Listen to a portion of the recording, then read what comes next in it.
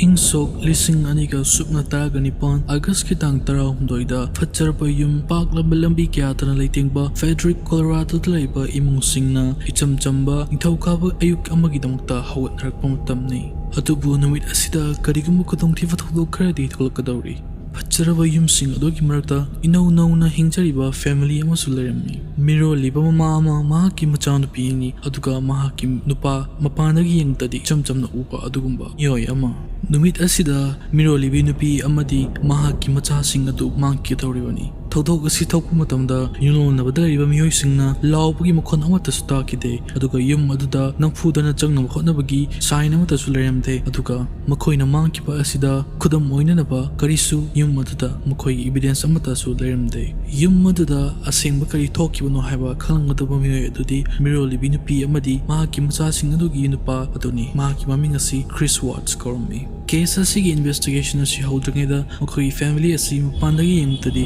aduki matik perfect oiba family amadawna urami Celeste Watts na mahaki loinabi Shanann Watts kalaminarami mahak loinana makhoi ki machanupi ani Bella Watts chahi 3 suta ngairibi aduga Celeste Watts chahi 3 suta ngairibi makhoi ki yum asi aduki matik chawba amadi yamna fajarba 3 bedrooms oiba room ama yum ama oirami fajarba white fence na question ba adugumba miyoy singna manglanda sagatnaba adugumba yum ama oirami social media da makhoi ki imung asi yamna harawte yamna leiba adugumba imung ama dawna urami birthday parties kaya ama Christmas ki mornings kaya ama amadi jagoi saba adugumlaba videos kaya ama sanamna mahaki online da thagat pamami mahaki video sing asida mahakna mahaki mapuroiba sibu kaya gi matik nungsijaba adugi matangda toina panba su thengnai mahakna mahaki machanupi sing adugi damak adugi matik chawthokpa phawjargami aduga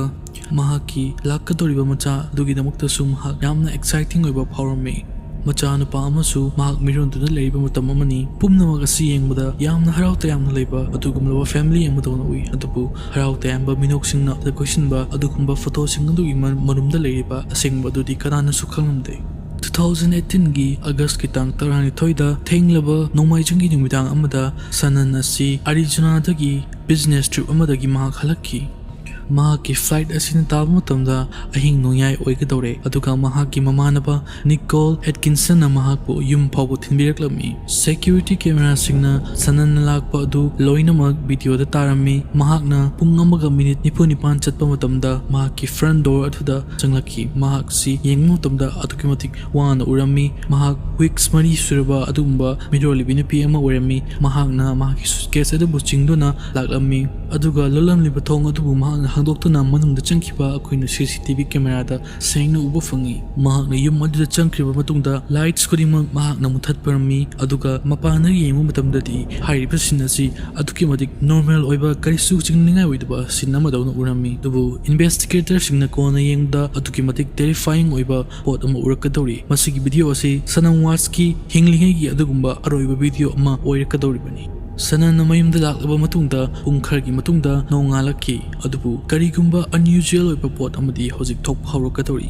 numit asida Shanann na mahaki doctor appointment leba numit amani adubu mahak doctor appointment gi damakta lakhide mahaki phone asida mi singna phone toba matamda su paikhatlakide aduga mahaki friends singna mahaku call tonaba fana honarabasu answer amta fangamde masigi pot asi friends singna haibada aduki matik strange oiba amadi chingnangai oiba mongni haiki maramdi karigino haiba matamda Shanann asi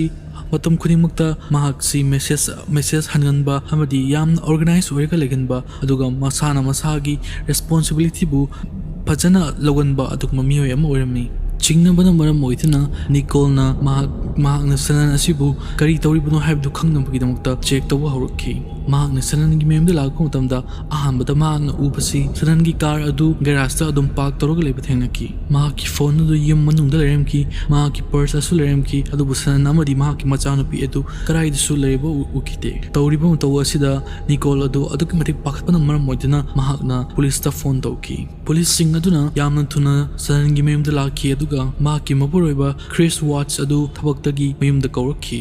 mahakna lakpa matamda mahak asi aduki matik calm oina amadi hek yengma matamda mahak asi khudongthiba thodok ama thokle haibagi adugumba pakhatpa amadi chingningai oibamong amata utana yamna calm amadi compose oina leiba urami mahakna mahaki mayum asita changduna thong amadi mathang hangdoktuna mahaki mayum asibu officer sing aduda ulammi mahakna officer singi mamangda karisu kangsinadaba saduna mahakna yum adubu amamta oina ka sing adubu ulammi adubu yum asina adugumlaba yamna chingningai oiba wari amadi hairi yum asigi manungda violence torambagi adugumba sign amta leremkide thongnau akaiba amata suleremkide yum asida nampudan chaknamba honabagi sign amata suleremde adubu masi mayamsi thadoklamlaga chingningai oiba poti mirolibi nupi ama aduga mahaki machanupi ani mangkibasini masigi mathangda yamna kiningai oiraba aduguma puzzle ama tholakadawri makhoigi yum thangnabada netrinasis kauba nupa ama lerami mahaki yum asida security camera yaurami mahaki security camera asina Chris Watts ki driveway da adumak point torga thamba security camera ama oirami investigators singna security camera adugi footage adu yenga matamda Chris na ngalaba ayuk aduda mahaki truck adu puduna driveway asida changakpa thingnaki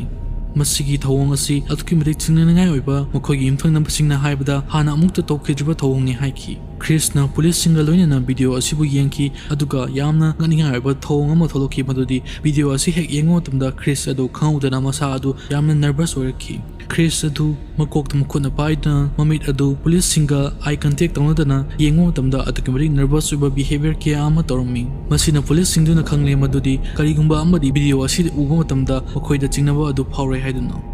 numit nini ki matungda Chris Watts asina television da mahak interview malaki interview asida mahak haiki madudi mahak machanupi amadi mahak nupi aduki madik miss tawi haiduna mahak na impiriba interview kopi asida mahak khonjal asi aduki madik soft for me aduga mahak na haimi mahak family asi aduki madik miss tawi mahak machanupi sing yamna miss tawi haiduna makhoy yautrabada yum asi ihang hanglaba yum ama orami haiki mioi kayana interview asibu television da uki ahanbadadi mahak hariba asi mioi khudimang thajarami adubu mioi kharandi adugumba yamna strange oiba pot ama urami mahaki body language mahakna nokpagi mino aduga mahaki wa khungang asi mayamna haib matamda yamna strange oiba adugumba mayam manadaba mongda mahakna wa ngangba mahaki body language mahaki khunok asi tormi haiki matung tarakpada mahaki tweets amasu lakadawri investigation tawa matamda Chris Watts ki phone record asi police singna yenki mahaki phone record sing asida police sing asina yamna unexpected oiba pot ama thaina kimadudi Chris Watts asi mahaki loina binataba atopa nupi amaga lona mahaki phone da wari sanaramba thengnaki nupi adugi mamingdi Nicole Kessinger korami makhoi asi hapta kaya dagi wari sanarak ami toina su unarak ami aduga dates kaya ama su chamingnaba thengnaki masigi findings asigi matungda investigators singna question khara hangba horki madudi Chris asi mahak anoba punsi ama hingba pamkhibra natraga mahakna mahaki family asibu thadokpa pamkhibra haiduna aduga makoina asumna sukhan ki madudi mahaki asigumlaba sacred relationship asina maram oiduna mahaki loinabi amari macha sing adu mangkhibaga mari leinamga toriba haiduna masigi police na thengnarakpa adugumlaba findings mayam asina makoina khanki madudi hojik Chris Watts asi yamna sathina adugumba aruba investigation ama toba darkar tare haiduna Chris Watts asi polygraph test ama tonumgi namakta investigator singna haiki aduga mahakna polygraph test asi tonumgi namakta yaki polygraph test haibadi masigi test asida somna asengba ngangi natraga aranbalang ngangi habdu khangdoknaba adugumba test makalamani isam samna haibada masigi machine asi lie detector amani room amada investigator sing amadi Chris Watts adu phamduna polygraph test asi hawraki test asi buloriba adugma miyo adugi mamengdi Demi Lee kormi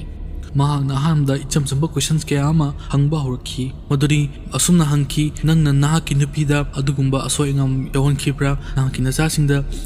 asok ngam yawonkhibra aduga makhoi asi kadai leiri haba nang khangbra haiduna test loriba miyo asina hanglaki maduda Krishna yamna calmly answer piraki madudi no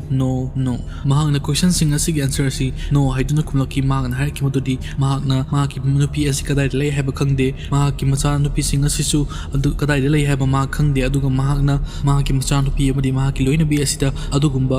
kudongthiba amadi asok okpan amata nangan kite haiduna adubu polygraph test asigi result adu lakpa matamdadi adugumlaba anauba wari ama sagonda dun lagri madudi Chris Watts asi polygraph test asida mark fail oiki machina takpadi investigator sing asina khangle madudi makhoi hojik makhoi ki makutta adugumlaba mangki pamioi sing adugi oramba yaba adugumba suspect adu leire haiduna Polygraph test asi fail oiriba matungda Chris asi investigator singna mangonda direct question torki matudi nahakna nahaki loinabi asida sibu kadaida laikhrabagi khangbra haiduna adu nahakina chanapi sing adubu nahakna lotchinkibani makoi puthor waiduna mangonda adugumba akanba questions kya amangnaki room adu pungchik chiklami Chris adu adukimatik chokthana amadi wana lanthengnabada maithira mioi amadona urami mahakna phamlambadagi mamangda nontaraga tapna wari sarba hawraki ahanbada mahaki wari asi adukimatik confusing oiba orami mahakna haiki madudi mahaki loinabi asina mahaki machanupi sing adubu adugumba aso apan yonki haina masi ubada mahakna sauduna